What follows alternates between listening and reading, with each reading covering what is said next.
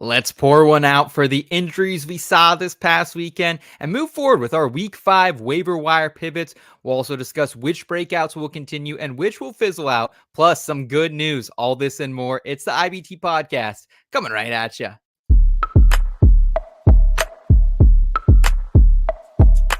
I've been going dummy, out of bounds, putting on a clinic. Stick around, carrots in my hardware. KC, caught him in the crosshair. Look at me, been the guy calling Mr. MVP. Keep your ass on the bench by my MPC. Earn my stripes like I fixed this league. Your dog's on the turf, my dog's in the street. You can find me somewhere in between. Never a dull moment like a movie scene. About to do the ops like I did this beat. Let them keep talking RG3. Coming to you live. This is the In Between Fantasy Football Podcast. All right. It is Tuesday, October 1st, 2024, and this is the In Between Fantasy Football Podcast, your place for both a refreshing and feel-good take on fantasy football and NFL gambling. I am your host, Seth Woolcock, and football on all levels right now is fantastic. Pro, collegiate, high school, midget, you name it. We're going to talk about it here tonight, specifically the pro game at the highest level, where we have a light ranching, big business son of a bitch, Eric Romoff, who's going to be tapping into that big brain of his tonight. Eric, how you doing? Have you found that routine of the season yet, my friend? Yeah, we are firmly in that routine of the season. Every single day of the week, we've got a different part of the cadence, all building and culminating to a Sunday full of football, the first Sunday of this year. We're actually going to have some teams on bye week, so we get to inject a little chaos into the fantasy football landscape. Oof. Like we needed any more chaos, Eric. Right? I've been looking at my teams this week, and they were already shot after what happened here in week number 4. So week 5 ain't looking so great, but that's why we're here tonight to break it all down for you. We're also joined by a dude who is known to make quite the stir on the internet time to time. Entertainment and NFL betting mogul, Boston's boy, Steve Lawson. Steve, how we doing tonight, man? Oh, I'm doing great, man. The injury bug bit me hard in my home league, but it, you know what? I made some moves today. I made some big moves today, and I'm real excited about them. Let's go. Tonight on the program, we got in the scope our discounted waiver wire stashes segment. We're also going to go back in the day to talk about what breakouts we think will continue, which ones will fizzle out based on some data from last season. We'll also talk about some good news. We want to share a little bit of good vibes for you. I know it was a tough week out there for some people in the gambling space. The books took us once again from a public betting perspective. So we want to bring a little good news to y'all. And then we'll take your questions at the end from the forum. So make sure you're dropping those in the chat however we can help you. Also want to shout out our producer, Kyle Scott. Kyle, we had quite the weekend. This past weekend, we did a little golfing on Saturday, and while we didn't win, we definitely won if we were counting the most beers drank. I am recovering big time still from that golf game. More ways than one. My ego is still bruised, and I'm still sore from my 700 swings. I feel you, man. I woke up on Sunday. I was like, wow, we took some cuts. Man. What'd you shoot? We played straight up on the front. I shot low 50s, not the best day for the kid. And then Kyle and I scrambled on the back. And I think we only lost by like 8 strokes, Kyle. 8 strokes, I think, to our friends Elliot and Trent. Yeah, It was one hole that killed us. We were in it other than that one hole. Yeah, had a little bit of a blow-up hole. Kyle shanked the first shot. I had to come through with the next one. We just weren't on this. There was no hero ball happening out there, boys. And I think that's what we needed. A little bit of hero ball. It's always good. Yeah. Also, I want to shout out the IBT family for hanging out with us tonight at every single Tuesday here on the IBT podcast. Appreciate all the help growing the company over the past few years. People have been saying some incredibly nice things about us and myself as well on the internet, which we definitely don't deserve, but we are grateful for. So we appreciate that. The easiest way to support us, if you are new to the channel, hit that subscribe button. Come back, hang out with us again. And if you are a returning viewer as well, just give us a thumbs up. Drop us a comment as well. Let us know what's going on. Let us know how we can help you today. If you have any questions, we'll answer those at the end. But boys, let's go ahead. Let's jump in here. Excited to break it down here, starting with In the Scope. I have the tires in my sights. Requesting permission to engage. In the Scope. All right, this is our discounted fantasy football waiver wire segment. We'll talk quickly about some mainstream targets, but we're going to spend more time on these guys who you can get after the waivers run, potentially even for a zero fab bid on Tuesday night if your waivers haven't run yet as well. I want to start at the quarterback position. Justin Fields, 30 burger for the man. Sam Darnold, another great game for Sammy D as well. And the Minnesota Vikings as they go to 4-0. And then Geno Smith, a really nice game from Geno once again as well. We'll talk more extensively about these quarterbacks later on here. They're all quarterbacks won on the season. We talked about them, the same three guys last week. We told you to pick them up. Steve and I have been talking about Jay Filio since June, man. Eric, you liked Darnold last week as well. Have any perspectives changed on who your favorite is out of this group? Mine might have changed a little bit. It was a razor's edge between Fields and Darnold for me last week. And if we're gonna see Fields add back this ground game to what he's doing for the Steelers, there's a lot of intrigue there. But either way, both of these guys are perfectly suitable QB1s and likely should not be on your wire. Steve still rolling Fields too? Oh, absolutely. Unfortunately, I did trade away my share of Justin Fields in my home league today, but it's because I have Jaden Daniels as my starting quarterback. So Justin Fields was not busted into that lineup. I had some holes I had to fill. I lost Rashee Rice. So you know what? The guy needed a quarterback upgrade, and I made that happen for him. Okay, awesome. At the running back position here, we got Kareem Hunt. He was kind of the big story heading in or out of week 4 into week 5. I don't think anyone really expected him to have quite the role he did after Carson Steele fumbled early on there, but looked spry. He had kind of a groin injury last season, hernia injury, excuse me. He got that fixed up over the offseason. So maybe this is just vintage Kareem Hunt who's back in the fold here. Maybe it was just a 1 week wonder. Bucky Irving continuing taking work out there for Tampa Bay Buccaneers, still rostering just 32% of ESPN leagues. Rico Dowdle, how is a starting running back out there, like a clear starting running back still on the street? Get him in your on your roster and potentially in your lineup this week again.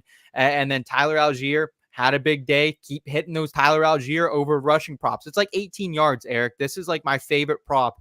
I just keep putting in parlays every single week, and this leg does not fail me. Yeah, and I don't think that you're going to see that number be as favorable this week as after the 80 burger is dealing with a bit of an injury concern as well. So I wouldn't expect to see that number posted until probably Thursday morning, and it'll probably be a good bit higher than it's been so far this year. Yeah, that's true. He's been getting on like 3 or 4 carries, and it's been awesome. And then you just had the rest of the game to kind of soak it in. Braylon Allen still out there. Kind of a disappointing day as a whole for the Frisky Jets here this past week against Denver. Alexander Madison, Samir White. I mean, guy fumbles again. We've been talking about him, the disappointing season he's had all year as well. Justice Hill continues to be a threat. Only rostered 9.8% of leagues. He'll probably have a bit more eyes to him this week, I'd say, after a nice performance here in primetime. Cam Akers, if you want to take a little dabble on that, still we are hearing Joe Mixon might be back.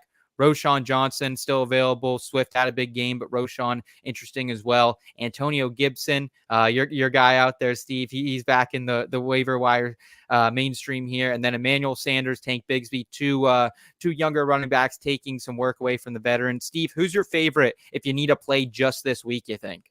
If I need to play just this week, I'm probably going with Justice Hill. He seems to have a really good role in this offense and in the world of PPR, which is what we live in now.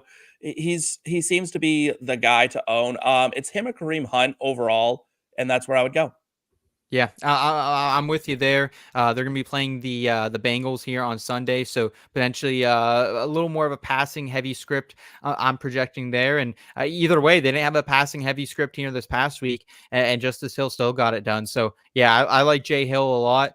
Your thoughts here, Eric? Is he your favorite on this list, or would you be going to Hunt if you need a 1 week spot?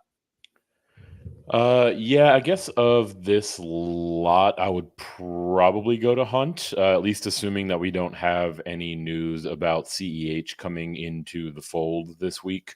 If not, I would lean towards Rico Dowdle, kind of like you mentioned, like the clear starter in this backfield. Is playing the Lurs. Granted, he's playing the Steelers, which apparently nobody has ever produced fantasy points against ever. No, So, no. bad matchups are tough, but opportunity is king in this game. So DeAndre Swift, I you would did okay probably with it. err on that side. And then Justice Hill would be my bronze medalist on the podium. Okay. Okay. Awesome. Some of the wide receivers to keep in mind here on the mainstream list. Wan'Dale Robinson. He was my in the scope target. I told you about him after week 1. He had 12 targets, continues Shut to up. produce out there. Alan Lazard, another guy who just continues to get it done. Aaron Rodgers' best friend. Make sure he's rostered. Xavier Legette, a guy you talked about last week in the scope. Eric, smart by you to hopefully get in on the rookie there. Now we're hearing some Deontay Johnson trade rumors as well. So, I really like Legette for the long term here. Trey Tucker had a big game without Devontae Adams. We don't know what's going on with that situation as well. Dontavian Wicks. We talked about him early in the offseason. I drafted him a lot of places, then I dropped him a lot of places. So I'm kind of scrambling to try to get him back a little bit, maybe a little short-sighted by me to drop the talented second-year guy. Andre Yosevas, he's probably going to get dropped a lot tonight, so he's someone you can maybe even look for after the waiver wire. Romeo Dobbs is out there, 75% of leagues. Josh Downs, another guy we recently touched on as well, 8.5% rostered. Tutu Atwell, Jordan Whittington, if you want one of the Rams receivers, that might not be a bad spot start for this week. Maybe not a long-term fixture, though. Which one of these wide receivers, Eric, would you say you're least excited to go out and grab? Least excited to go out and grab? Changing it up on you. Sheesh. I'd probably say Alan Lazard, honestly. Yes, he's had some good fantasy production, but a lot of better that than Garrett is Wilson.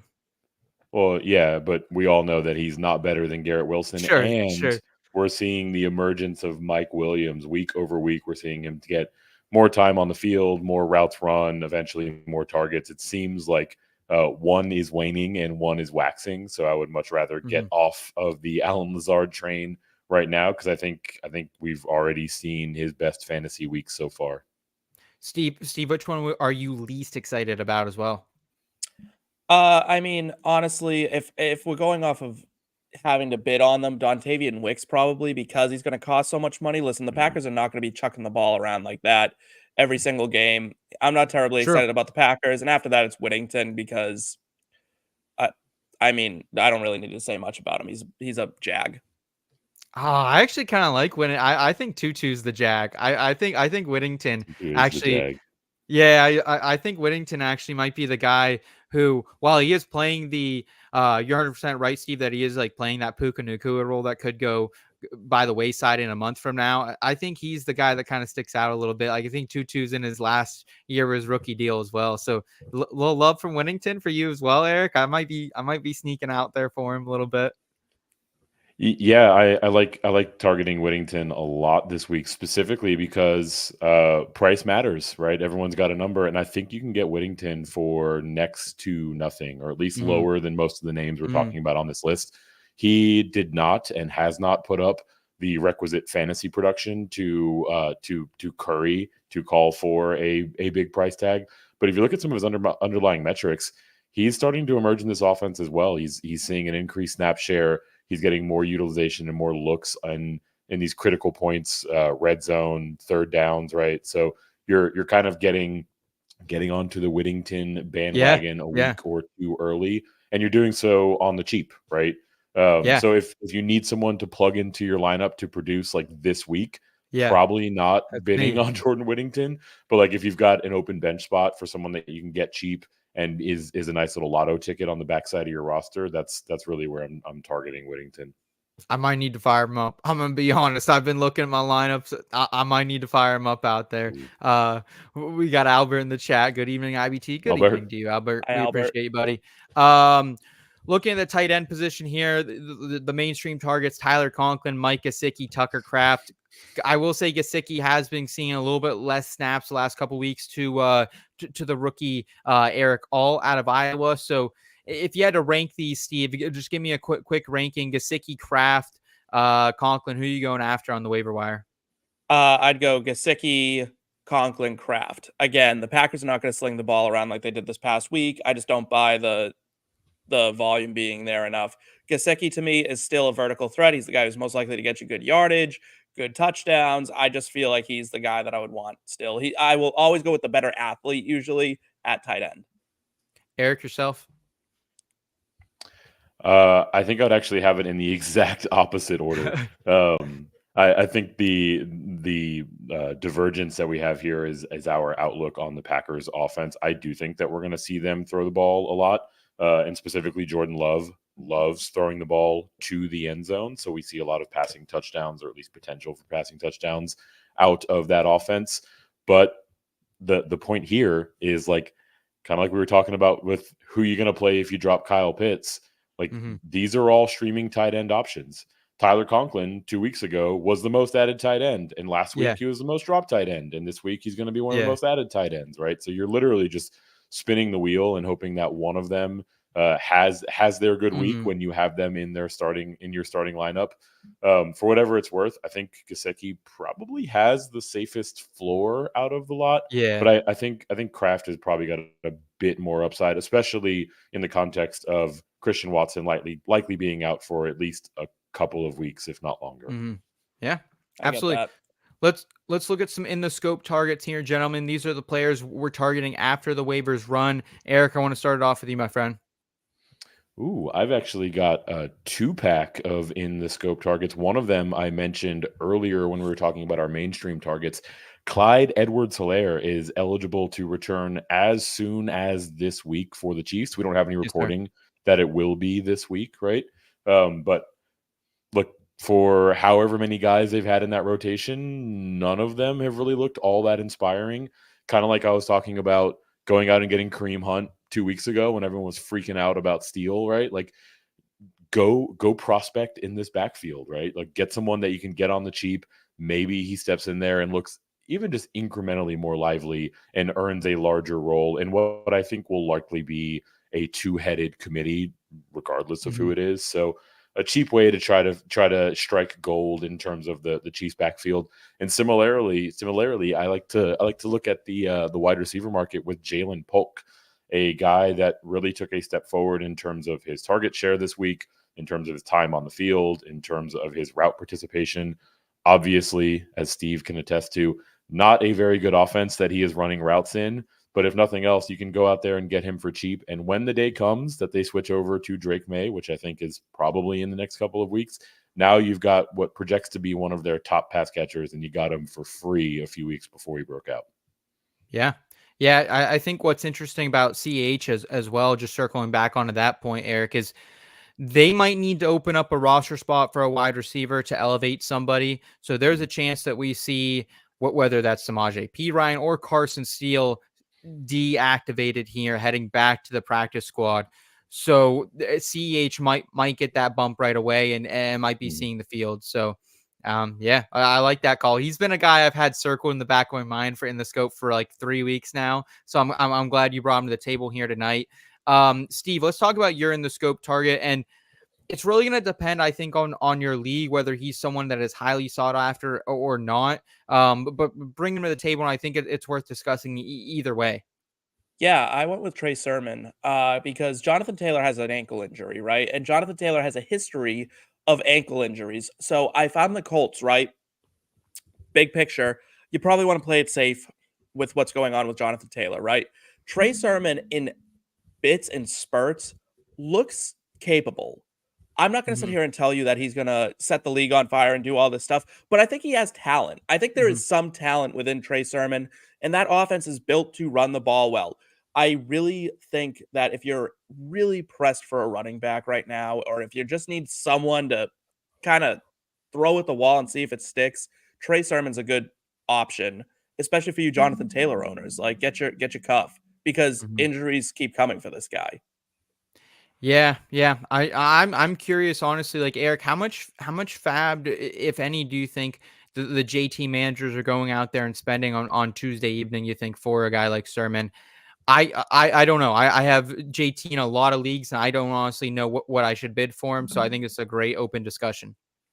Yeah, honestly, I was kind of surprised that he wasn't included in the mainstream targets, right? Because in the scenario that you set up specifically, a JT manager, I wouldn't be surprised at all if they're spending 15, 18, more percent of their available fab to go out and get Trey Sermon. I don't know what it is about 2024, but all of these injuries are having weird qualifiers applied to them, like Jonathan Taylor's not too severe high ankle sprain. Like I've Yeah. never heard a high ankle sprain qualified in that way. So there's very much so a non-zero chance that Jonathan Taylor misses this week. And Trey Sermon, while I disagree that I think I disagree with Steve that he has some talent in there, he does have a beautiful matchup and a runway to a lot of workload in it this week. Mm. Yeah.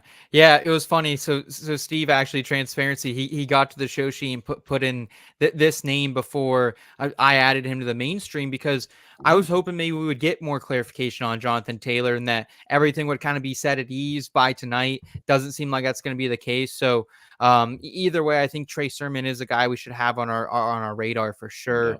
And I think in like a 10-team league, I don't think you would have to drop a lot. Like I know we're in a lot of deeper leagues being analysts, like we're playing in more 12-team leagues, 14, sometimes 16 even. But I think in a 10-team, you might be able to get him afterwards too. So, especially I feel like a lot of the questions we've been seeing in the last couple of weeks. So I'll round us out here with one guy I don't think is going to go for a lot of fab, regardless of the situation. Maybe it's JuJu Smith-Schuster.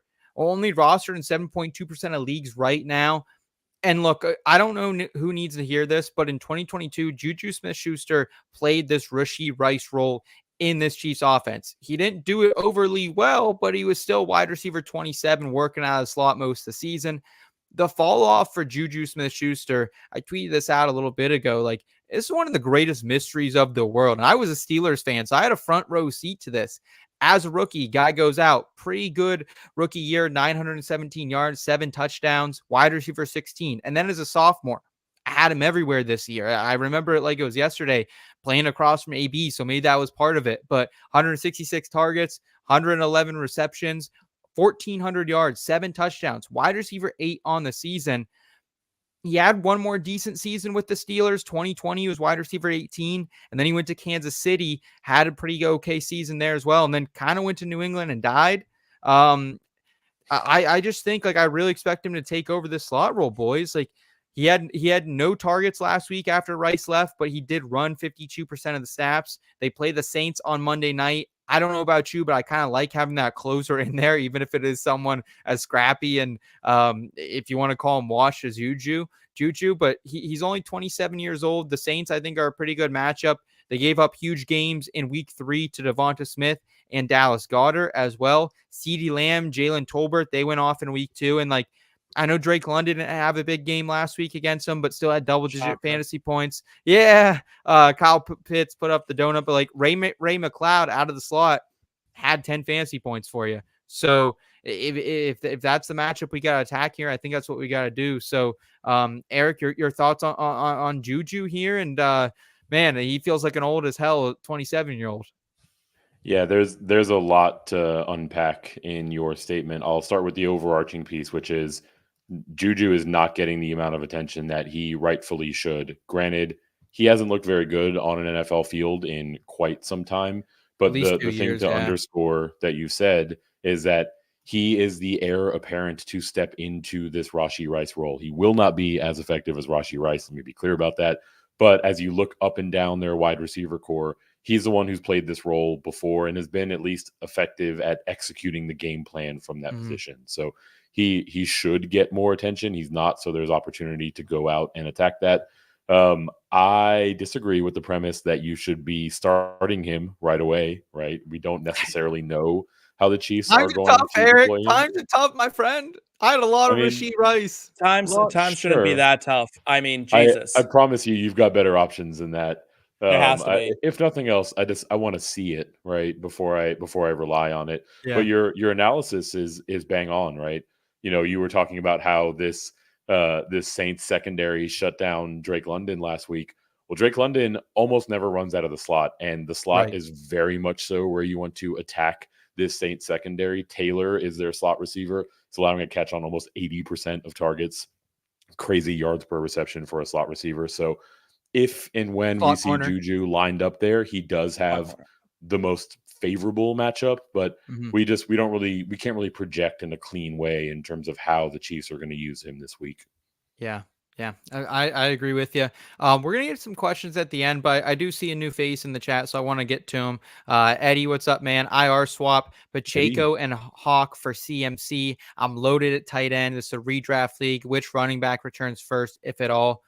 So I think he's trying to take Hawk off his IR and put CMC or Pacheco. Is that how you guys are reading this, or am I reading this question I'm reading it wrong? as a trade, Pacheco and Hawk for CMC. So Oh, I think they're moving 2 guys out of their IR for a guy who's on the IR. It's like an IR swap. Oh, wow. This is kind of a cool trade. This is kind of a cool trade. What's your thoughts here, Eric or Steve? Yeah, any analysis you can give to our guy Eddie?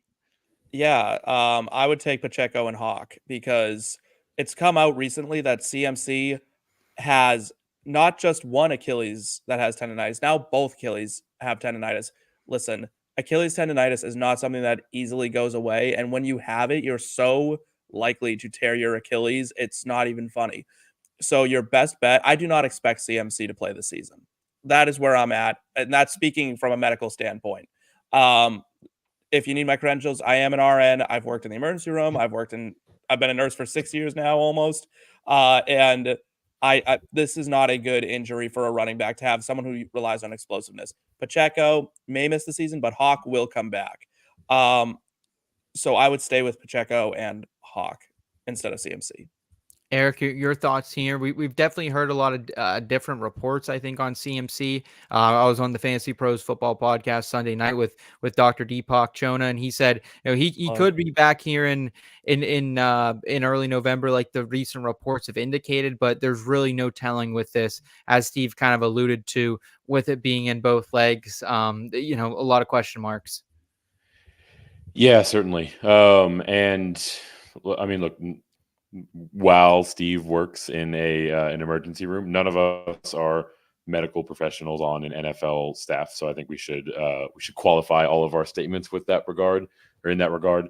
What I will say is that, while it was gruesome, Isaiah Pacheco's injury was much more bone related, and generally the healing window, the turnaround time for that is a much cleaner projection, right? Like the bone regenerates, it reforms back to its shape. You're kind of off and running, right? The likelihood of a setback is lower. Just in general, a much cleaner return window on a broken bone than some sort of soft tissue, ligament, sprain, etc. So that, plus the fact that you've got TJ Hawkinson in a wasteland of a tight end landscape. You say that you're loaded tight end. Like, I don't know if that exists in 2024. Yeah. If you are loaded, congratulations. What I Hats would say out, is yeah. you've got a much better likelihood of seeing Pacheco return in a shorter time frame than you do CMC. And when you get Hawk back, if you're that loaded at tight end and everyone else in your league is out there starving, you can probably get a better return than the incremental gain that you might realize between Pacheco and CMC. Yep, I'm with you there. Appreciate the question, Eddie. Thanks for hanging out with us, man. Let's go ahead though, guys. Let's round it, or let's move forward here to back in the day.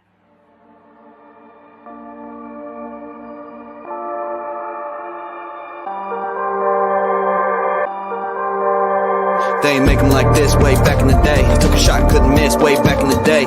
Couldn't predict how it could all change. Don't you ever forget how far we came. How far we came. Never forget how far we came. How far we came. Remember how it was way back in the day.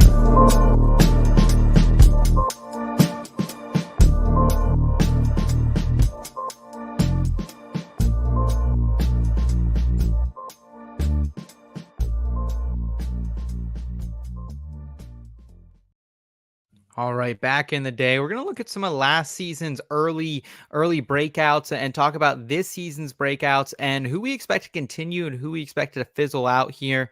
After the first month of the season, we have some surprises at each position, starting with quarterbacks here.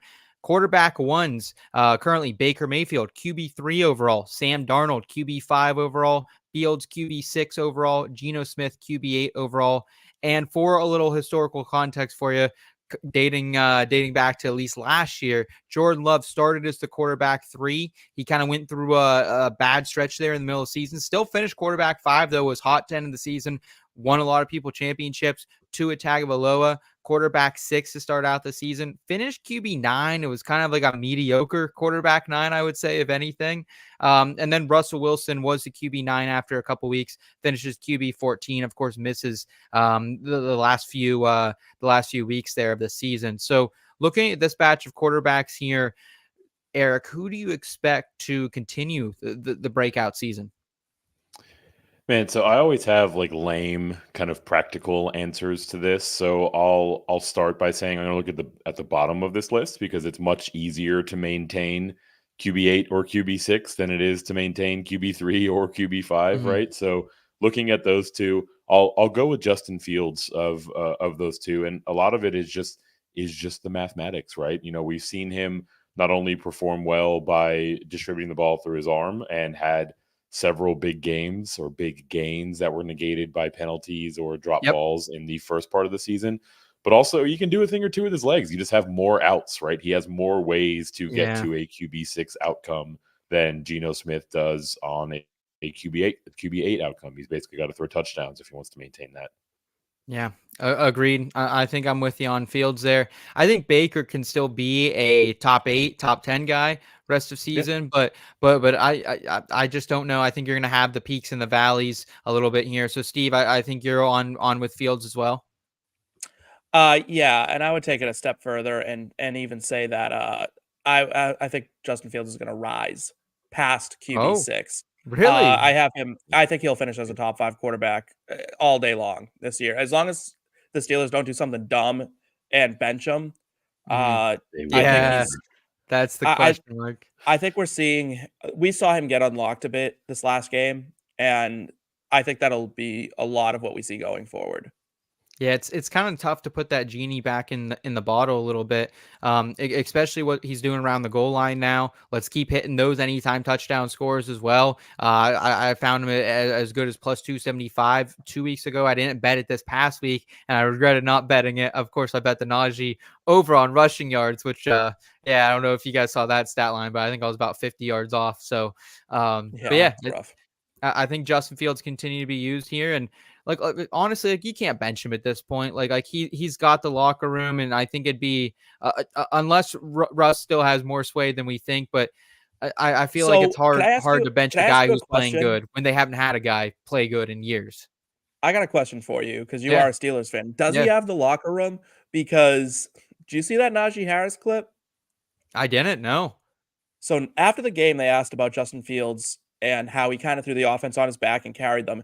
And Najee Harris got pretty pissy about it and was like, why are you always asking about one guy? It's all of us. It's not just him, blah, blah, blah, blah, blah. So I'm starting to think I'm starting to think this is a Najee problem because that was like really weirdly snippy. But like usually you hear people go to bat for their quarterback, especially one that's trying to, revive their career essentially. Yeah. And Najee threw him under the bus pretty hard. Yeah, Najee didn't get his 5th-year option picked up. Honestly, like, it's not.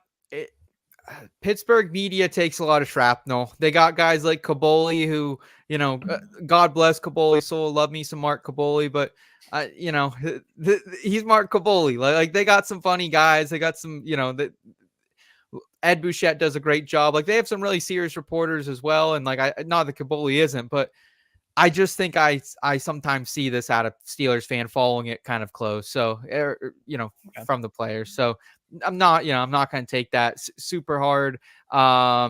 Eddie saying Kyler or Fields this week. So I actually have this decision to make in a league. I'm going with Justin Fields this week. Personally, he's going Sunday night against the Cowboys. So I'm very interested in I think rolling out Justin Fields here on Sunday night. Maybe it's a stinker. Maybe he comes back down to earth. Kyler, though, does have the 49ers, Eric. So your thoughts on this one?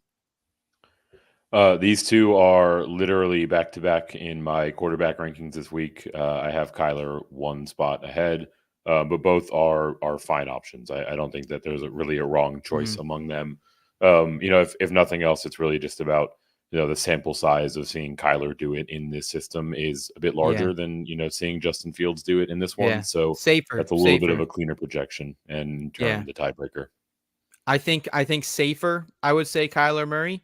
But I would say more upside with Justin Fields. So if you're shooting for the upside, I got a lot of people on buy, so that's why I was rolling with Fields. Sure. Yeah. All right, let's look at some of the current running back breakouts, if we would. Aaron Jones, running back 7, Zach Charbonnet, running back 12, RB 14, your guy Brian Robinson Jr., Chuba Hubbard, RB 15, J.K. Dobbins, RB 16. After 4 weeks last season, Tony Pollard was the RB 7, fell back to RB 14.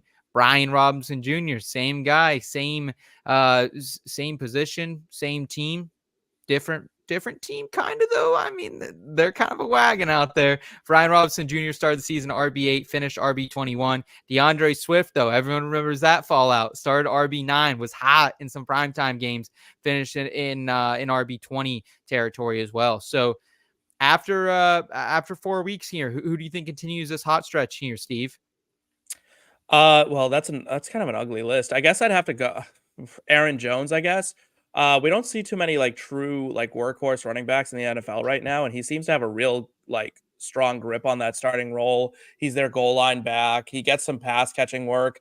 I like him going forward. After that, it would be Robinson, and then I don't trust Dobbins' health, and the other two I don't trust to keep their jobs all season. Mm-hmm. Yeah. How do you feel about it, Eric? I would say B-Rob is probably mine, just because I think this Commanders team under Cliff and Jaden Daniels is really working. He's kind of getting a ton of this goal line work currently. We know we even saw McNichols. McNichols is out there having a good game as well. Jeremy McNichols. So your thoughts on B-Rob, or is it Aaron Jones? Because I feel like those are kind of the two obvious ones. Yeah, I would actually have it in that same order that Steve does, right? To be fair to Aaron Jones, and shout out to the Vikings, they did give him categorically more work last week against his former team. Saw 83% of snaps, whereas the prior 3 games he was hovering right around 60%. Yeah. 60% of the workload in an offense that's going to move the ball like that is still a very desirable thing. But Hell yeah. right there, neck and neck, is Brian Robinson, right? And I was kind of scoffing as you were saying, same player, same position, same team. This is not last year's team. And we've talked about the Robert Griffin III effect on Alfred Morris a few years back, right? We're seeing that with Brian Robinson right now. 4% of his carries have come against stacked fronts. These defenses are on their heels trying to figure out what to do with Jaden Daniels. That's it. So Brian Robinson is seeing some very light fronts in an offense that gives him a lot of touchdown equity, right? With running backs more than anything else, the strength of the offense is a huge determining factor in their fantasy output. So it's really a 1A among this list, right? Mm-hmm. Everyone else, I mean, Charbonnet immediately lost his job. Chuba Hubbard is about to lose his job. It's a miracle that J.K. Dobbins hasn't gotten hurt through 4 weeks. Guarantee you he won't get hurt this week because he's on bye. But after that, I mean, you're really I don't even trust that. Right? Yeah. Yeah. Might stub his toe or something. Yeah. I still got to practice. I think Sharp can actually be maybe like a high-end RB3, have some standalone flex value. He showed that last night as well, I thought, a little bit on Monday Night Football. So I think Sharp is obviously going to come down from this, but Kenneth Walker is no stranger to getting banged up as well. So I think Sharp, like JK, definitely like has the most standalone value, I think, out of these other 2 running backs we're talking about here, Chuba Hubbard and Sharp. But I think Sharp's a guy you can maybe buy low on if his manager doesn't have Walker as well. See, that's the thing, though. I don't think you can buy low on him because he's coming off of those 2 insane games, and he still found his way into fantasy production last night, right? True. Although if you look at his underlying metrics, that opportunity is gone. He immediately fell back to 42% snap share. He saw his lowest rush attempt share of the season, 13%.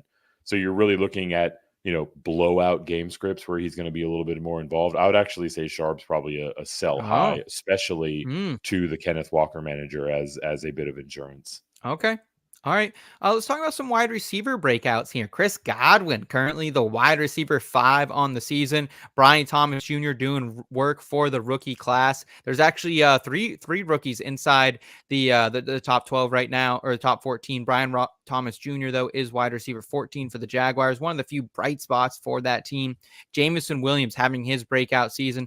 Wide receiver 16 took a gainer to the house here in prime time on Monday night. That was a fun one to watch. And then Deontay Johnson, welcome back from the dead, my friend. Wide receiver 17 on the season with the red rifle, slinging it his way.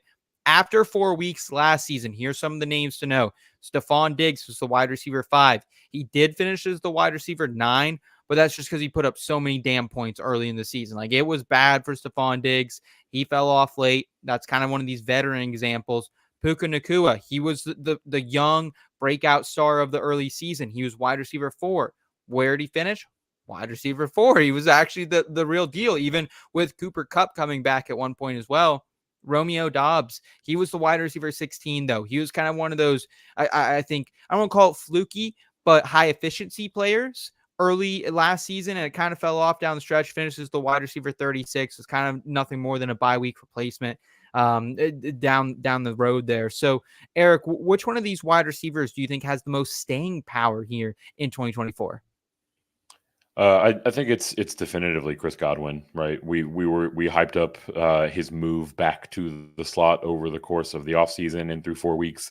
It has absolutely come to fruition. He is running the vast majority of his routes over there. Mm-hmm. He is in turn seeing very favorable coverage because he's running out of the slot. And Baker Mayfield is perfectly comfortable peppering him with targets. So we get the volume floor that we're looking for. We get the scoring upside because this passing offense is humming. I mean, I wouldn't be surprised at all, kind of like we were talking about earlier with Justin Fields, if we maybe see Chris Godwin creep up even a spot or two, whereas everyone else, there's legitimate questions, right? Brian Thomas Jr. is doing it a lot on touchdowns, and we don't have any confidence in Trevor Lawrence. Jameson Williams, it got 2 targets last night. Just one of them happened to be an 80-yard house call. Deontay Johnson has looked great so far, but we don't know how long until Andy Dalton turns into a pumpkin or until they potentially move Deontay Johnson elsewhere. Just a little bit more variables in his picture. Yeah, I want to just say too, I know everyone thought Dave Canales was this quarterback whisperer, but he didn't have Chris Godwin running out of the slot. I think there's a little bit of a disconnect there because Chris Godwin was the wide receiver 3 back in 2019 or something like that. Yeah, I mean, crazy season. This guy is super talented. We're kind of seeing it once again be unlocked here. So Steve, are you saying Chris Godwin as well? No, I'm not. And I love Chris Godwin. And everyone who follows me on Twitter knows I love Chris Godwin. But there's another man that plays wide receiver who I love with all my heart, and that is Deontay Johnson. And again, just like Justin Fields, I am telling you, Deontay Johnson is only going to continue to rise in your overall rankings here. Listen, we are talking so much about Devontae Adams right now, right? But there's been rumblings that Deontay Johnson might be moved. And you look me in the eye and tell me Deontay Johnson doesn't fit the Rashee Rice role in Kansas City on a cheaper deal. Tell me you don't think you could get the same production, right? Now, how much is DJ running out of the slot these days, Eric? Is he still running a shit ton out of the slot? He's actually a little bit closer to even with the slot and the right side, but still a fair amount of slot snaps. Yeah. That's Deontay honestly, Johnson is a maven at getting open. He is probably, and I'm going to say this with my whole fucking chest, the best wide receiver in the NFL at getting open. Now, it hasn't translated, but his success rate on all his routes is incredibly high. You have never seen Deontay Johnson get locked down by a cornerback. Deontay Johnson runs perhaps the crispest routes in the NFL. Now, Chris Godwin is right up there with him, but Deontay Johnson is a sleeper candidate on a team that is in full rebuild to be moved to a contender with a better quarterback situation. Mm-hmm. Yeah, a lot of upside there for sure. A lot of upside there, and that would definitely be nasty. And yeah, he can definitely get open. He can't always fucking catch the ball, though. I know that firsthand as a Steelers fan as well. Eric, your thoughts on kind of Deontay there as well, and who are the other who are your the top technicians in the league? Would you say? I'd say Garrett Wilson's up there. Devontae Adams is a technician. Justin Jefferson, like those are probably I guess some of my most route savvy wide receivers, I would say. What do you think, Eric? Yeah, those guys are definitely up there. And as Steve said that, I'm kind of running through the Rolodex of who else would need to be in that conversation. And honestly, it's a lot of the guys that we've talked about, right? Yeah, For me, looking at this list, Godwin and Deontay Johnson are the clear favorites among these four to maintain their position, right? If nothing else, it's just that there's unknown swirling around Deontay Johnson, whereas I think Godwin's a little bit more of a stable picture. But I mean, to Steve's point, right? Like Deontay Johnson is easily one of the best separators in all of the league, and his wide receiver 17 status that he's gotten to is essentially just on 2 games, right? So like if he just maintains what he's been doing over these last 2 weeks for the duration of the season, he's going to jump up a good 6, 7, 8 spots, right? Okay. All right. Awesome. Let's go to the tight end position here. Dallas Goedert is the tight end 1 currently in fantasy football. Cole Kmet is the tight end 3. Pat Freiermuth, old Muth, baby, he's the tight end 5. Isaiah Likely, tight end 6. For some context for you, last season after the first month of it, Cole Kmet was the tight end 3. He finished as the tight end 8. Hunter Henry, he was the tight end 6. He finished at the tight end 19. Jonnu Smith, tight end 11, was getting a little bit of buzz. Finished at the tight end 17. So a lot of fugays last year at this position after a month. A lot of fugays right now at this position as well. As we see, like Travis Kelce, I think he's tight end 12. Laporta's still out of the picture. Andrews has back-to-back blinks. So, Eric, who do you think here has any staying power close to their current breakout pace? None of them. Isaiah Likely, because he is the lowest, I guess. Dallas Goedert is not finishing at 1. Cole Kmet is not finishing at 3. Can Dallas Goedert be a top 5 though? No. The only way that you can actually see that is if we continue to have very, very down performances among the elite tight ends, or some of them get hurt, right? Dallas Goedert essentially receivers get hurt, maybe if AJ Brown or Devonta, that'd probably be And that's really the consideration, right? Like last week, he put up 13 points. That is a gold mine in 2024 for tight end production. It was 7 receptions and 62 yards. That was because both of their starting wide receivers were out. The week prior, he went 10 for 170 and a score, but really 60 of those yards and the touchdown were because the Saints defenders, just like Three Stooges styles, ran into each other and he could just walk into the end zone, right? So like he's definitely the biggest fraud among all of them, because he's going to return back to like maybe not a 3 for 30 guy, because he's got a little bit larger of a role, but like a 4 for 45 guy. This fast start will probably still have him finish as like tight end 7 or 8, but he's certainly not going to round out the season as tight end 1. Steve, what do you think? I mean, I agree that it's like none of them. I of the 4 of them, I actually like Goddard to potentially finish where he's at. I think he's earning Jalen Hurts' trust more and more and more. And they actually had a stat that when Dallas Goedert is on the field versus off the field, they said this week 1, Jalen Hurts' completion percentage jumps up like 10 points or something. I did see that, yeah. With Dallas Goedert on the field. So he's definitely something of a safety blanket. And let's just be real. The tight end position's ugly. If you get 4 for 45 out of your tight end this year, you're fucking happy. Dude, what happened? I remember last year at the end of the season, we're all like, man, tight end's pretty good right now. Trey McBride, Sam Laporta, we got the old dog still ripping. You know what? I tried to warn people. I tried to warn people off of this all off season. Tight end is a very strange position that's almost going the way of the dinosaurs in the NFL. There's just not that many guys. Like they're too slow now at this size. I feel like now they're linebackers. They just can't get open like they used to. You don't have that Travis Kelce, Gronkowski kind of guy. Maybe George Kittle is that guy still that can physically impose their will upon the game. But you're just lacking it. Isaiah Likely is really athletic, but still, it's like he's just the teams don't want to throw in the seams. You know what I mean? It's a very outside the numbers game now. True. And tight ends live between the numbers. You're not really seeing a lot of outside play like you did with Jimmy Graham, right? Like that just doesn't exist right now. And until it does, tight end's going to be this wasteland of guys who are catching flats 4 or 5 times a game. You know what I mean? It's ugly. The thing that personifies how much of a wasteland tight end is in 2024 is the fact that Isaiah Likely is currently the tight end 6. He's had one good game in week 1. Right. Is week 2, 3, and 4. 4 Burns points, you every 1 damn point, time. 4 Yeah. point. Right. So like Yeah. It's ugly. I mean, anyone Freiermuth, does anything and they can launch their way up this ranking. no one's watched Pat Freiermuth this year and been like, wow, what a great season he's having. He's Right. the 5th best tight end right now. Like, that's insane. Right.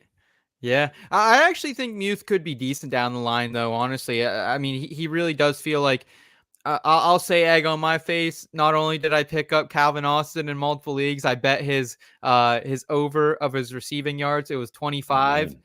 It was plus 180 at a couple books for 25 plus yards. He caught this first ball, quarter 1, 17 yards. Oh, just need one more catch. Here we go.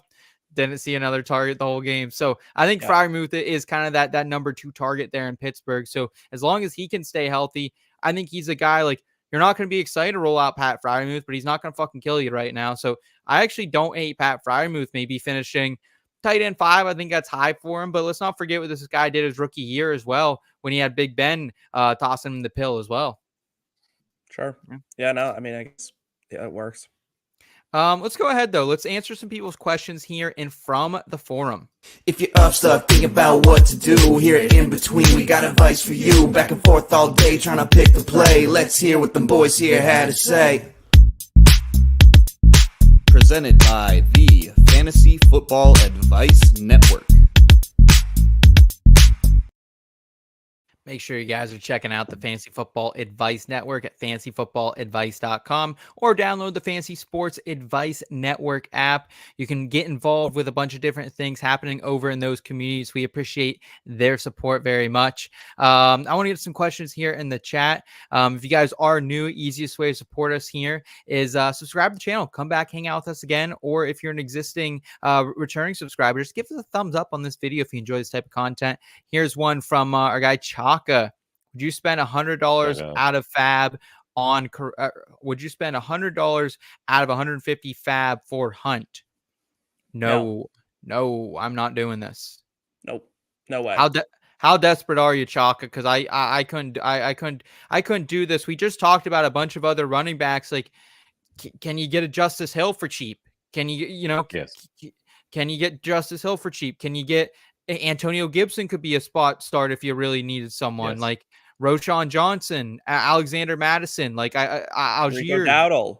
Yeah, like I would pay up. I wouldn't pay 100 for Rico Dowdle out of this much Fab, but I'd still pay for Rico Dowdle if he was out there. Yeah, I think if you've got your sights set on the Chiefs backfield, go out and put a lower bid in on Hunt.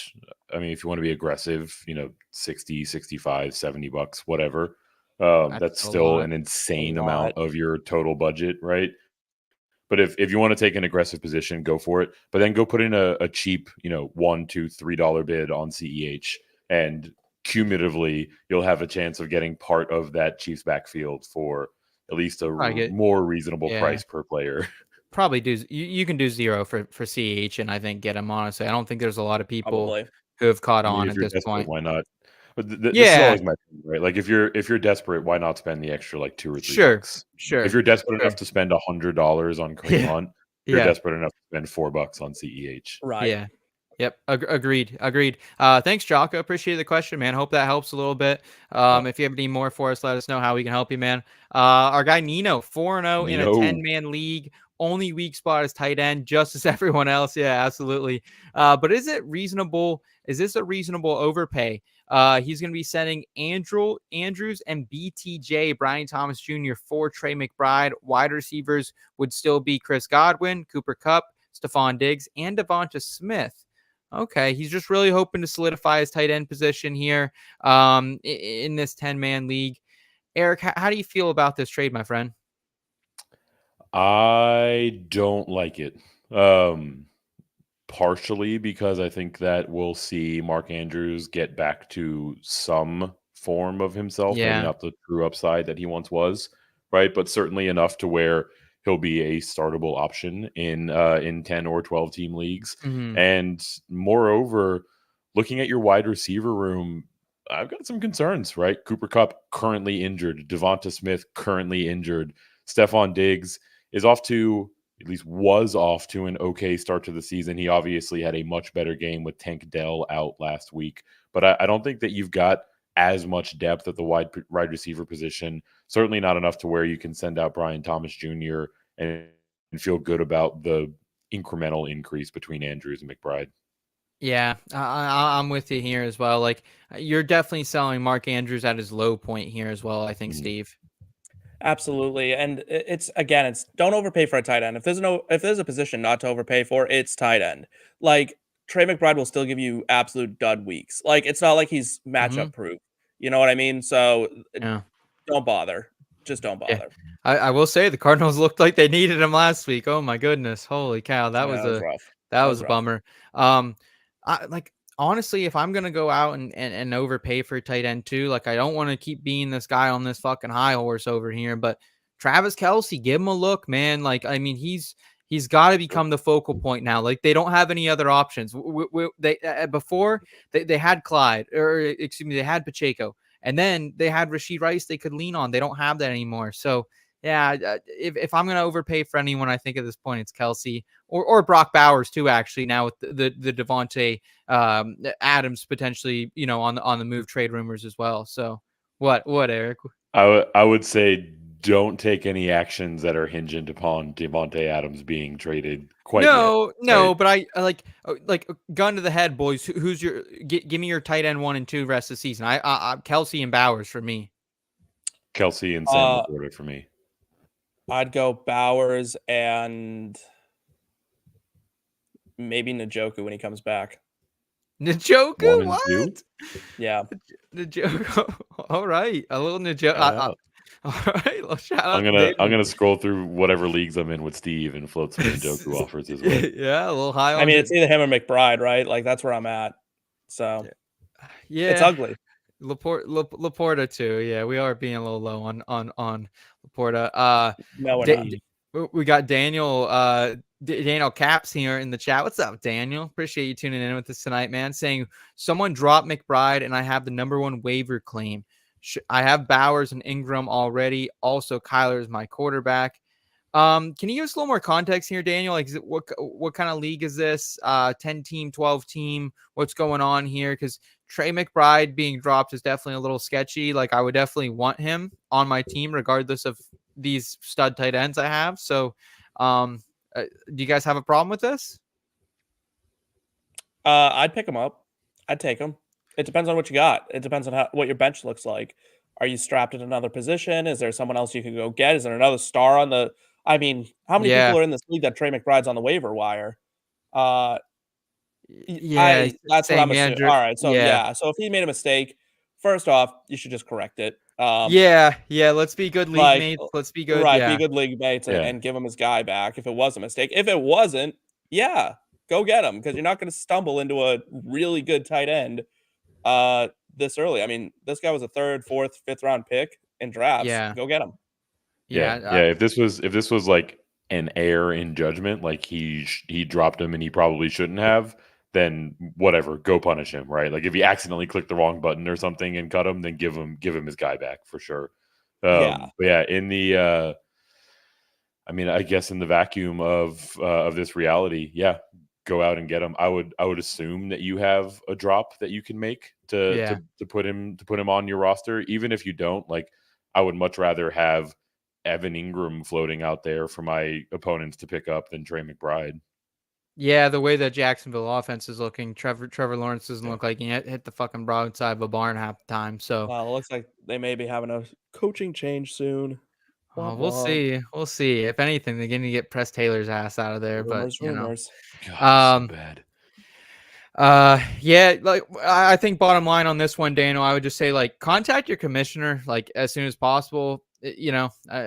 I think, and I'm gonna see like, hey, what's the deal with this? But yeah, if you have to drop Ingram to get McBride, absolutely do it. But I wouldn't mind having all three of these guys. Like someone's gonna need a Yeah. tight end at one point. Yeah, In the boredom. interim, right? Like drop your starting kicker, drop your starting defense to Yeah, add McBride right now, and yeah, then try to work something out. Hope like maybe someone gets ruled out and you can put them in an IR spot. Maybe you can pull a yeah, 2-for-1 trade, right? Whatever it might be. yeah. Yeah, I would like to absolutely. avoid dropping Ingram, right? But if that was the Agreed. only option, then that would be the way I would go. If you have a second quarterback, drop them. Yeah. If you have Blake Corum, you can drop Blake Corum too. I'm Yeah, sorry. drop him. Special teamer Blake Corum. I'm Nice job, sorry. Seth. That's my biggest miss of the offseason. I have been, way too many airwaves between here and FP and BP. Have I hyped him up? So I apologize about that one, folks. All right, we have one more question here I want to get to from the forum. Kind of about the tight end position here. Are you cutting Mark Andrews in redraft fantasy football leagues? I'm seeing a lot of people who have in these 10-team leagues. Again, I know we're not, and I think like that's kind of the advice I think we just want to give here. This question that Grindberg asked over there on the Advice Network is, don't panic here. I will say though, Eric, like, do you think this guy's still hurt? Because he got in that car wreck in the summer, 21 snaps for him in week 3, 33% of the snaps ran, 26 snaps in week 4, 46% of the time. They're using Charlie Kolar as a blocker a lot, but I just don't think he's healthy or something. He also has like asthma or something, I know. Yeah, there are a lot of different contributing factors overall, right? I was on the Football Guys YouTube channel earlier tonight with Bob Harris, and we swatted a hornet's nest talking about dropping Mark Andrews. He is a droppable player, which means that if there is a player that will contribute to your roster in a more meaningful and sustainable way, he's someone you could consider dropping for that player. But that doesn't mean that he should be cut outright. I can't do There it. there I can't do it. definitely is a consideration of what you are dropping him for. In terms of Mark Andrews, like all of those things, the car accident, his return from injury last year, his asthma, like these are all things that are pulling him down. I still like his odds to get back to a regular fantasy contributing status this year, right? Even if he doesn't get to the same heights that we remember Mark Andrews to have in his locker. Yeah. I still think he'll be getting back to a point where you feel comfortable enough with him in your starting lineup every single week. Agreed. Yeah, definitely agreed. All right. One more question here. Got a couple more questions here. We'll round out with one more. Would you pick up Josh Downs, Dontavian Wicks, and drop Khalil Shakir? Other wide receivers are St. Brown, Puka, Kirk, and Terry McLaurin and Sutton. No, I'm not doing this. Khalil Shakir is way too valuable. I'm not doing this. No way. No I way. agree. That's Nope. another guy you got to pry from my cold fucking dead hands. I'm not doing it. This guy's awesome. Just wait, it's coming. The breakout I'm games. with you. It's he's been coming. He's having good games. What do you mean? It's yeah, already here. yeah. I mean, he's It's having here. he's having double digit points now, but like a 25-point game is coming for this guy. He is talented. So you don't drop the number one, arguably the number one talent for Josh Allen for the number 2 talent for Joe Flacco or Anthony Richardson here, or the number 2 or 3 target for J Love. I'm sorry. Khalil Shakir is not the number one talent for Josh Allen, nor is he I the number agree. one Target. wide receiver. Number 1 target. Who is? Who has the most Keon. targets on the team right now? For now. Yeah. But it's Keon Coleman. Exactly. I was gonna say Kincaid, if anyone else, if that's the argument you want to make. It's Keon Coleman now. So the overarching point, no, do not drop Khalil Shakir. As much as I love to needle Seth about his stand-up for Khalil Shakir, you don't drop him for either of these players. My concern with Shakir is that he is still not seeing the field for a full complement of snaps. Yeah. If we get to a point, even if in this week against the Texans, he goes out and puts up a dud, he gets you 2 catches for 30 yards. If he plays 85% of snaps, I'm going to feel so much better about Khalil Shakir than if he goes out and puts up 25 fantasy points on 50% of snaps again, right? But either way, he's definitely the one to prioritize over Wicks and Downs. Yep. Javier, Who would you rather have rest of season? Wow, ain't this a loaded question? Marvin Harrison Jr. or Tyreek Hill? This is really loaded because we don't know what's happening with Tua. Like, we're assuming he's coming back at some point. That they do have him on IR, so he has to miss 4 games. They also have a bye in there as well. So I'd have to look at the schedule. I think what is that? Earliest he can come back? It's like week 7 or 8, I think, at this point. Yes, and there's actually reporting today that they're targeting week 8 for him. So Okay. looking at another month of absence. Their bye week is between now and then, but another calendar month before, at least reportedly, they're considering bringing him back. Rest of season, I would still like Tyreek Hill personally if I'm in that spot where I can afford it. If I'm 2-2, 3-1, if I'm not hitting the panic button, if I'm not 1-3 or 0-4, and I need to win these next couple weeks, give me Tyreek Hill. Like, if I had to redraft today, I'd still put him like a high second round, early or late first round pick for me. I still think he has that type of upside, but I mean, I like Marvin Harrison Jr., but I don't think enough for that. Steve, are you kind of on board with that as well? Yeah, I mean, listen, Tyreek Hill with Tua Tagovailoa is probably like the wide receiver 1, right? Like, that's where he's kind of sitting right now. Like, in terms, it's him, like Jefferson, CD Lamb, right? Like, that's kind of where I'm at.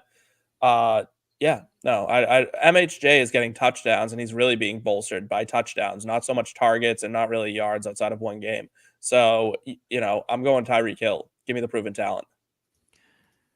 Clarity. Pick 3 to start full PPR. Ramondre Stevenson, Tyreek Hill, JSN, Dontavian Wicks here. The Dolphins are playing the Patriots at 1 o'clock on Sunday. So that takes the Ramondre and the Tyreek out of it right there. And then JSN, I believe the Seahawks are playing the Giants this weekend. The Giants. And then Wicks will have the Rams. So a really good matchup for Wicks actually here, despite us kind of like, bagging on spending a shit ton of money for him. What do you think here, Eric? I would actually go with the last 3, Tyreek, JSN, and Wicks. Steve can probably add a bit more color to this as our resident Antonio Gibson stan. But Antonio Gibson's actually looked a little bit better than Ramondre Stevenson this year, and Stevenson just can't hold on to the ball. The Patriots don't exactly have a favorable history of letting guys carry the rock if they can't hang on to it. Oh, and how sweet karma is for my boy Antonio Gibson, who lost his job because he couldn't hold on to the ball. So yeah, let's just be real. Antonio Gibson. I said this last week, and I got a lot of about it, and I was right. Antonio Gibson is the better player. He's a better running back than Ramondre Stevenson. Listen, I mean, how many times do we have to see this guy do it before we realize this man is talented? He just took a pass 50 yards. Not many running backs can do that and just like weave through the defense like he can. He's shifty. He's fast. He's powerful. He's got it all. I'm going with the last 3 as well. I trust Mike McDaniel to figure out how to get the ball into Tyreek's hands this week. The Patriots defense isn't great. Ramondre can't stop fumbling. It's kind of ugly. So yeah, bench Ramondre. Yeah, I'm with you there. Just the lowest floor for me, Ramondre. You can't really trust him right now. And JSN, when he gets the targets, man, he's nice. He's nice. That matchup is juicy. Him and Wicks. Yeah. Like, attacking the Giants secondary, attacking the Rams secondary is how we're making our money this year, boys. Absolutely. Appreciate clarity. Thanks for stopping by, man. Hope you subscribe to the channel. Javier, how would you guys upgrade his team? He's got Brock Purdy, Jonathan Taylor, Jordan Mason, DeAndre Swift, Brian Robinson, Tony Pollard, Braylon Allen at wide receiver, Amon-Ra St. Brown, Marvin Harrison Jr., Cooper Kupp, Jaden Reed, Michael Pittman Jr. Loaded team, tight end, Njoku and Pat as well. I would just say, like, start making some plays here, like consolidating a little bit, try to get like even some more higher end players, I think, in a way, potentially. Like, I know you got a lot of higher end people, but can you package a Pittman and a Braylon Allen and go get yourself a better quarterback? Can you get potentially a better tight end? Like, I think it's just consolidating here, man. Like, keep JT and Mason on your team and B-Rob and like St. Brown and Marv, but start trying to get some of these ancillary pieces moved off here. Would you agree with that, Steve?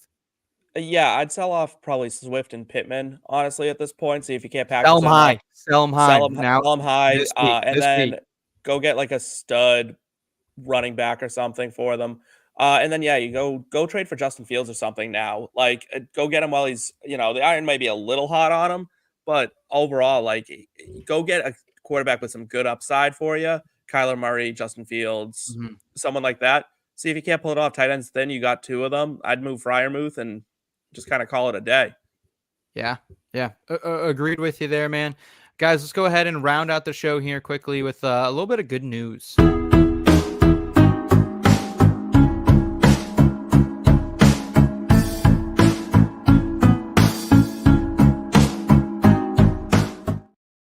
All right, good news. Our way of spreading a little bit of feel good for you here amidst of the football season. And Eric, I'm going to turn it over to you first because I know you love good news more than any other segment we do on the show. Eric's such a ray of sunshine. Easily my favorite segment that we do here. And tonight I'm going to extend some birthday wishes. Happy 100th birthday to former president and former farmer Jimmy Carter. Can't believe that my guy is hanging out at 100 years old. Just in general, I'm always kind of awestruck when people make it to these ridiculous ages. If you think about what the world was like 100 years ago and the things that a person like this has experienced and lived through, it just kind of blows my mind. Jimmy Carter in particular, the son of a Depression era peanut farmer, like he's got like a lot of like really crazy lived experience.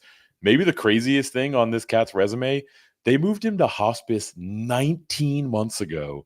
Steve, in the emergency room, the average hospice stay is like usually counted in days, right? So like President Carter's sitting there like fighting tooth and nail, hanging on there. I love that winning spirit and that fighting spirit, but also just an homage to a simpler time in politics, right?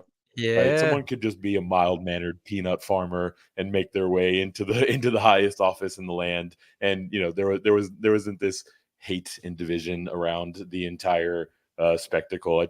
I smile thinking about Jimmy Carter's time in the Oval Office. I wish him a happy 100th birthday. Shout out JC. We appreciate that, man. We appreciate that. I'll go ahead and share my good news of the week here. It's Travis Hunter is setting the college football world on fire. If you guys have been watching any football on Saturday, your eyes have to be glued here to the Colorado Buffalo, specifically Travis Hunter. Those unfamiliar with him and his game, he's a dual threat player who plays both cornerback and wide receiver. And he plays as probably the best damn player on both sides of the field when he's there. We've never seen it this way before. Like we've had guys who've played both ways, but they're usually better on one side of the field. He's not taking plays off. He's not dogging it. And he's just an awesome story as well, which I think is why I wanted to highlight him as my good news of the week. He was the number 1 recruit coming out of high school, faced poverty, homelessness. He was the highest ever recruit to commit to an FCS team. He went to Jackson State over the Florida State Seminoles, swapped there late to play under Deion Sanders, followed him to Colorado, and he was a pretty good player last season, but he's absolutely exploded so far this season. And while the Buffs did lose in week 2 to Nebraska, Colorado's come back with 2 big-time wins, including an overtime win against Baylor. They beat UCF this past week. He had 4 games to start the season with 100-plus receiving yards. This past week, he didn't get 100, but he got 9 for 89 and 1 and an interception. And this is just a no bullshit guy, man. Like Cam Newton was trying to dab him up before the game. He wanted none of it. He was getting locked in. 3.6 GPA guy as well. So also a star in the classroom. And also kind of a little bit of good news for me. I got a 65-1 Heisman ticket on him right now. We talked about that this offseason. That's all the way down to plus 750, getting a little cash out option.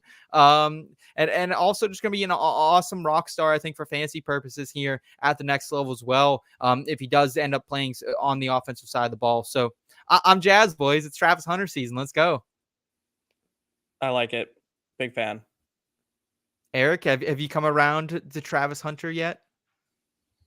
Travis Hunter was someone that I highlighted as a potential Heisman future all those many months ago. So definitely didn't need to come around to him.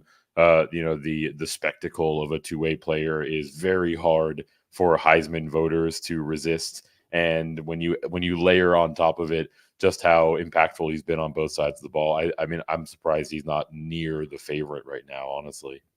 Yeah, it'll be tough with the schedule here because I don't think they're going to keep winning forever. So I'll probably try to cash out at some point here. But Jalen Milroe, I think he's the favorite in that betting market right now, plus 210. So Dude, our guy, I'm totally cashing out on that bet, but I'm a cash out girly. Like if I get to the point where like I've made a nice little profit, I'm real I quick to got be like, yep, I'll take I that got money. Thank 6x you. right now. That's what they're giving me. They're giving me 6x, Woo. but I didn't lay a full unit on it. That was the issue, though. I didn't lay a full unit. I only did about a quarter of a unit. So, All right, I so when you get off the air, start dissecting the schedules and basically look to see if there's a game that one of these Heisman favorites can lose, and then the second they lose it, and we see Hunter's number go up, get out of Dodge. okay, all right.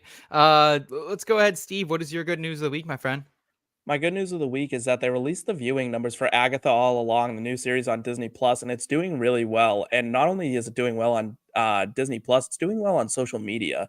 And this is an important show for a lot of different reasons, mainly because it's one of those shows that isn't led by like a straight white dude, right? Like, and diversity is so important in today's media because we're finally realizing that not only straight white dudes watch TV, Mm, and representation and seeing people like myself or so many people are seeing in this show represented, and not only that, but having a good time, being a good show, having a lot of success, even though it was almost set up for failure, with it being the cheapest Disney Plus show, like of any Marvel show.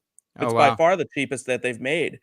And you're seeing what talent and just a real joyous attitude can do for a show. And I'm so happy to see something like this, despite being review bombed, despite, Mhm, the vitriol that comes out about it, that is inevitable for a show like this. It's mhm. still succeeding. And it's just so heartwarming to see that this can exist in today's age and people can see themselves on screen in a new way. Let's go, man. Yeah, appreciate us getting better I out know. there. My question, my follow-up for you here. If I watch this series, do I have to watch other things before I watch this? Like I am kind of familiar with the Marvel franchise, but I haven't watched You'd everything. you'd have to watch WandaVision primarily. I would say you need Okay. to watch WandaVision, and you And that's a probably need to series watch. too. That's a series, it's short, it's Okay. like 8 episodes, I think, Okay. and then you probably should watch Multiverse of Madness. Other than that, you're good to go. Okay. So it's a movie, Okay. it's single season of a show, and it's a great show. Let me tell you, WandaVision was a fucking I heard, yeah, baller show. I remember. I think that was COVID time, so we were talking about that quite a bit. I So I can honestly say it was probably the best TV show I've watched in a long time. It's wow. up there with my greatest TV shows of all time. Wow, some high praise from our entertainment stooge over there. So, I appreciate that good news of the week. I appreciate yours as well, Eric and Kyle. Thanks for hanging out with us tonight. In the back end, shout out to the IBT family. If you guys are new to the channel, easiest way to support us. Not only can you subscribe to the channel, but head over to the website inbetweenmedia.com. We got a bunch of different content for you: fantasy football, NFL betting, college football, NASCAR season still going on, the PGA swing season underway, and of course we got some entertainment and lifestyle content for you over there as well. You can follow Eric on Twitter at Fantasy Nav. Steve is at Steve_Lawson93. I'm at between_Seth FF. We will catch you guys next week. Good luck here in week number 5. Until then, keep it in between. Thank you.